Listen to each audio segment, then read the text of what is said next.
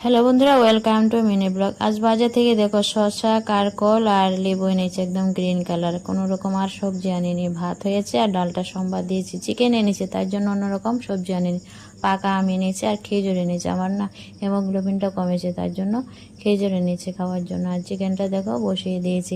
Chicken হলো তার কিছুই লাগে না বলো, চিকেন কষা, চিকেন ঝোল দুভাবে চিকেনটা রান্না করছি। তো বন্ধুরা অবশ্যই কমেন্টে জানিও। আমি আমার রান্না বান্নাগুলি রোজকারে তোমাদের সাথে শেয়ার করি।